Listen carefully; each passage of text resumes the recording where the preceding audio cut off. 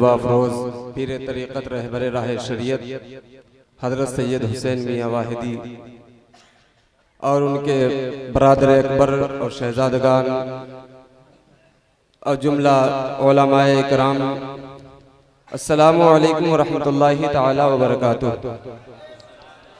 अल्हम्दुलिल्लाहि रब्बिल आलमीन वस्सलातु वस्सलामु अला सय्यिदिल मुरसलीन, अम्मा बअद, फ़अऊज़ु बिल्लाहि मिनश शैतानिर रजीम,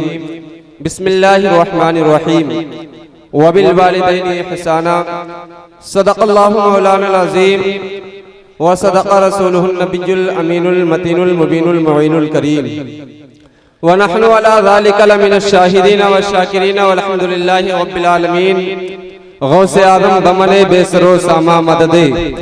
क़िबलाए दी मददे, काबाए इमा मददे, वगरदाबे बला उस्ताद कश्ती, मदद कुन या मोइनुद्दीन चिश्ती, कादिरियम नारे या गौसे आज़म मी ज़नम, दमज़ शेख अहमद रज़ा खां कुतुबे आलम मी ज़नम,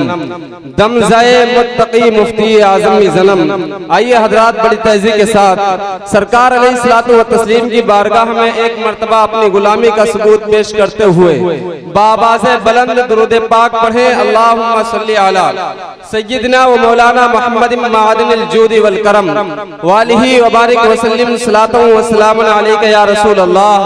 सल्लल्लाहु तआला अलैहि वसल्लम। मोहतरम हजरात, ने सिर्फ 5 मिनट के लिए हजरत ने टाइम दिया है और ये ऐसी बारगाह है,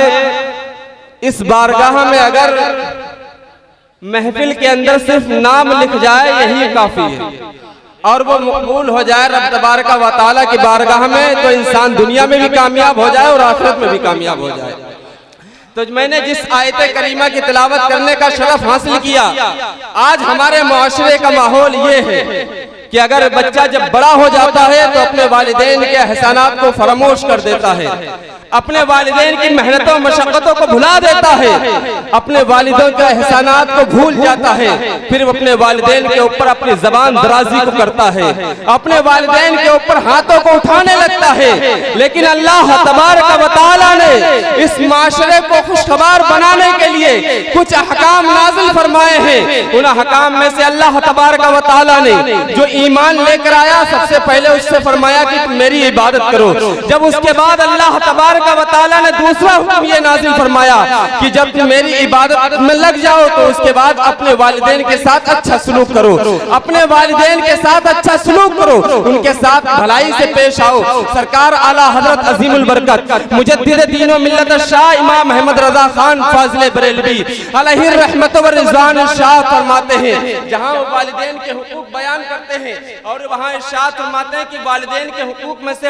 एक हक ये भी है कि जब तुम अपने वालिदैन से बात करने का इरादा करो, अपने वालिदैन से गुफ्तगू करने का इरादा करो, जब तुम अपने वालिदैन से चाहो कि हम उनसे गुफ्तगू करें तो सबसे पहले उनसे इजाजत तलब करो। अगर वो तुम्हें इजाजत दे दे तो उनकी बारगाह में इस तरीके से बैठो जिस तरीके से एक गुलाम अपने आका की बारगाह में बैठता है। आका की बारगाह में बैठता अपने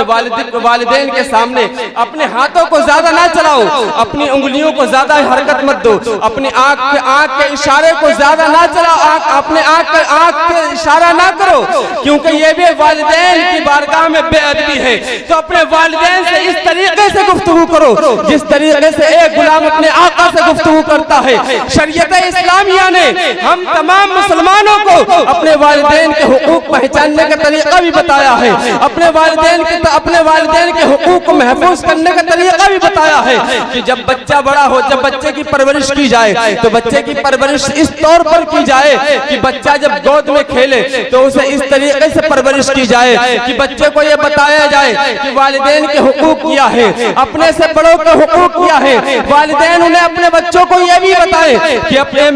मेरे बेटे जब दुनिया में तुम आए हो तो दुनिया में अपने वालिदैन के हुकूक को पहचानो। अगर जो इंसान दुनिया के अंदर अपने वालिदैन के हुकूक को पहचान लेता है तो वो इंसान दुनिया के अंदर भी कामयाब हो जाता है और वो आखिरत में भी कामयाब हो जाता है। जो इंसान अपने माँ बाप के फरमान, जो इंसान अपने माँ बाप की हुक्म फरमानी करता है वो इंसान दुनिया के अंदर भी कामयाब रहता है और दुनिया के अंदर उसे इज्जत मिलती है। दुनिया के अंदर वो जलील और रुस्वा नहीं हो सकता है, लेकिन जो इंसान दुनिया के अंदर अपने माँ बाप की नाफरमानी करता है, जो इंसान दुनिया के अंदर अपने माँ बाप को सताता है, वो इंसान दुनिया के अंदर जलील और रुस्वा होता है और कल मैदान महशर में अल्लाह तबारक व तआला की बारगाह में वो जलील और रुस्वा होगा। हम तमाम मुसलमानों को अपने वालिदैन के हुकूक को सही तरीके से अदा करना चाहिए। अगर वालिदैन के हुकूक को सही तरीके से अदा नहीं किया, ना हमारी नमाजें कबूल हैं, ना हमारे रोजे कबूल हैं, ना हमारे हज कबूल है, ना हमारी ज़कातें कबूल हैं। यहाँ तक कहा जाए हम अमीर की बारगाह में आए तो हमारा यहाँ आना भी कबूल नहीं है। हमारा यहाँ आना कबूल उसी वक्त होगा जब हम अपने वालिदैन से इजाजत लेकर आएंगे। अगर हमारे वालिदैन ने हमें मना कर दिया यहाँ आने के लिए, ये तो मीर की बारगाह है। अगर वालिदैन उम्रा करने के लिए भी मना करते, अगर नफली हज के लिए भी मना करते, अगर बंदा वहां चला जाए तब भी गुनाहगार। अगर मदीना शरीफ अपने वालिदैन की इजाजत के बगैर चला जाए तब भी इंसान गुनाहगार होगा। ये हज नफल के बारे में है। अगर हज फर्ज है, किसी पर हज फर्ज है, वालिदैन इजाजत नहीं देते हैं, अगर तब भी वो चला गया तो उसका हज तब गुनाहगार नहीं होगा, इसलिए कि उस पर हज फर्ज है। लेकिन ये मीर की बारगाह है। मीर अब्दुल वाहिद बिलग्रामी अलैहि रहमा का ये पैगाम है कि उर्से वाहिदी जाहिदी में आने वालों, अपने वालिदैन की खिदमत करो। अगर तुम अपने वालिदैन की खिदमत करोगे तो दुनिया के अंदर अल्लाह तबारक व तआला तुम्हें उसका सिला जरूर अता फरमाएगा और दुनिया के अंदर उसका सिला तो अता फरमाएगा, लेकिन कल मैदान महशर में अल्लाह तबारक व तआला तुम्हारे माँ बाप के सदक़े तवस्सुल से तुम्हें जन्नत भी अता फरमाएगा।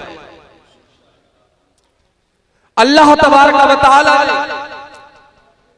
हमें अपनी इबादत के बाद अगर सबसे पहले किसी चीज का हमें हुक्म दिया है तो हमें यही हुक्म दिया है कि हम अपने वालिदैन की खिदमत करें, अपने वालिदैन को ना सताएं, अपने वालिदैन को नाराज ना करें, अपने वालिदैन को राजी रखें। यही अल्लाह तबारक व तआला ने हमें पैगाम दिया है और उर्से वाहिदी जाहिदी में आने वाले तमाम लोगों को मेरा भी यही पैगाम है कि इस दौर के अंदर, जिस दौर के अंदर माँ बाप के मर्तबे को लोग नहीं समझते हैं, इस दौर में लोग माँ बाप के मकाम को नहीं समझते हैं, इस दौर में लोग अपने माँ बाप को सताते हैं, इस दौर में लोग अपने माँ बाप पर तरह तरह के जुल्म करते हैं, उन्हें खर्चा नहीं देते हैं, उन्हें खाने को उन पर तंग कर दिया कर देते हैं। ऐसे आलम में, ऐसे माहौल में अगर तुम अपने वालिदैन की खिदमत करोगे और दूसरों को उसकी तरगीब दोगे तो यकीनन अल्लाह तबारक व तआला तुम्हारा दुनिया के अंदर भी बेड़ा पार कर देगा। अल्लाह तबारक व तआला तुम्हें तुम्हारे घरों में बरकतें अता फरमाएगा और कल मैदान महशर में तुम्हारे वालिदैन के सदक़े में अल्लाह तबारक व तआला तुम्हें ये जन्नत अता फरमाएगा। अल्लाह तबारक व तआला की बारगाह में दुआ है, मौला तबारक व तआला हमारे बोलने में किसी किस्म के अगलात हो गए हो उसे माफ फरमाए। अस्तगफिरुल्लाह रब्बी मिन कुल्ली ज़ंबिन व अतूबु इलैहि। अस्सलामु अलैकुम व रहमतुल्लाहि तआला व बरकातहू।